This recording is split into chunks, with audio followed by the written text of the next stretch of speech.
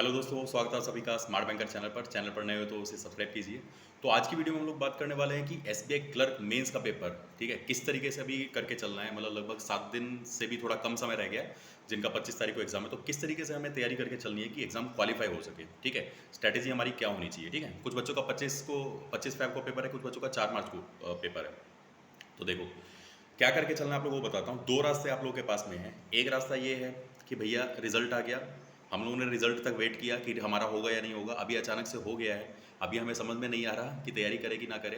हमें नहीं लग रहा कि हमारा सिलेक्शन होगा और तैयारी छोड़ दी जाए, मेंस की तैयारी की ही ना जाए, बाद में देखेंगे बाकी के पेपर को।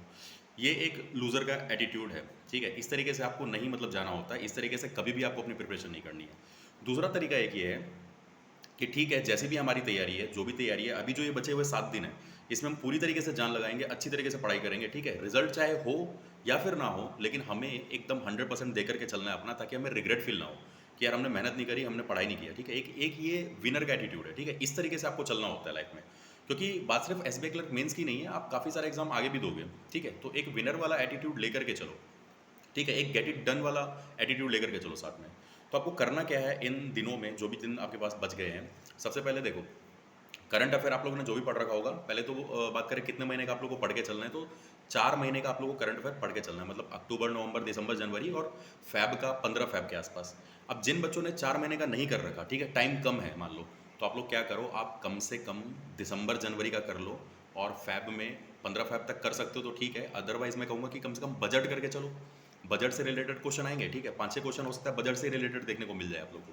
तो बजट बहुत अच्छी तरीके से करके चलो, जितने भी क्वेश्चन उसके एक्सपेक्टेड है सारे के सारे देख करके चलो, ठीक है। बजट के क्वेश्चन ज़्यादा डिफिकल्ट भी नहीं होते, ईजी होते हैं। और कम से कम 2 महीने का करंट अफेयर कर लो। अगर आपके पास में टाइम नहीं है, तो टाइम है, पहले से थोड़ा सा पढ़ रखा है, तो 4 महीने का पढ़ करके जाओ। दूसरा, अगर मेंस एग्जाम की मैं बात करूं, तो अगर आपने एक सिंगल मॉक भी नहीं लगाया ना मेंस का, तो भी एग्जाम क्वालिफाई किया जा सकता है, ठीक है। बट फिर भी मैं कहूँगा कि कम से कम एक मेंस का मॉक जो है वो पूरा का पूरा दे दो, एक आइडिया लेने के लिए कि यार मेंस का एग्जाम आता कैसा है, किस लेवल का आता है, ठीक है। ऑब्वियस ही बात है कि मेंस का एग्जाम है तो टफ तो होगा थोड़ा, ठीक है। और यहाँ पर आपको स्पीड नहीं ज़्यादा मेंटेन करके चलनी है, ठीक है। धीरे धीरे क्वेश्चन को करना है, समझ समझ करके, ठीक है। बेसिकली मेंस का एग्जाम जो आपका चेक करता है, आपका बेसिक कॉन्सेप्ट चेक करता है कि बेसिक कॉन्सेप्ट कितने आपके अच्छे हैं। और आप लोगों ने अगर प्री क्वालिफाई किया, तो मैं मान के चल रहा हूँ कि आपके कॉन्सेप्ट कहीं ना कहीं अच्छे हैं, ठीक है। मतलब कम से कम पढ़ाई करके चले हो, सिलेबस पूरा किया है, ठीक है। तो कम से कम बेसिक कॉन्सेप्ट तो आपके मन में है। तो करंट अफेयर का मैंने बताया कि किस तरीके से करके चलना है। फिर इंग्लिश के लिए मैं कहूँगा कि हर दिन अभी से लेकर के एग्जाम तक जितने भी दिन बचे हुए, कम से कम सेक्शनल जो मॉक होता है ना इंग्लिश सेक्शन का, उसका मॉक दे करके चलो, ठीक है। जो भी मॉक टेस्ट आप लोगों ने ले रखा हो, ठीक है, जो भी मॉक टेस्ट आप लोगों के पास में हो, तो उसमें से कम इंग्लिश सेक्शन का एक सेक्शनल मॉक पूरा का पूरा दे करके चलो टाइम के साथ में, ठीक है। उसके अलावा रीजनिंग का जो पेपर है, ठीक है, रीजनिंग में मेंस में थोड़े से डिफरेंट क्वेश्चन आते हैं, एक थोड़ा सिलेबस भी थोड़ा डिफरेंट है। जैसे इनपुट आउटपुट के अगर मैं सवाल कहूँ, तो प्री में नहीं पूछा जाता, वो मेंस में ही पूछा जाता है। तो इनपुट आउटपुट के आपको क्या करना है, मॉक टेस्ट खोलना है, और रीजनिंग का आप देखो, इनपुट आउटपुट का क्वेश्चन देखो कि कैसा है। इनपुट आउटपुट के क्वेश्चन को बनाओ, ठीक है, नए पैटर्न का जो भी आ रहा है बनाने की कोशिश करो, क्योंकि इतने ज़्यादा डिफिकल्ट नहीं होंगे वो एग्जाम में कि आप ना कर सको, ठीक है। पीओ मेंस में मैं ज़रूर कहूँगा कि उसमें मतलब हो सकता है, तो लेकिन क्लर्क मेंस में मतलब इतना ज़्यादा डिफिकल्ट नहीं आएगा कि आप लोग कर ना सको, ठीक है। तो इनपुट आउटपुट का क्वेश्चन देखो, उसको बनाने की कोशिश करो। फिर कोडिंग डिकोडिंग के जो क्वेश्चन है नए पैटर्न के, उनको देखो, उनको बनाने की कोशिश करो, ठीक है।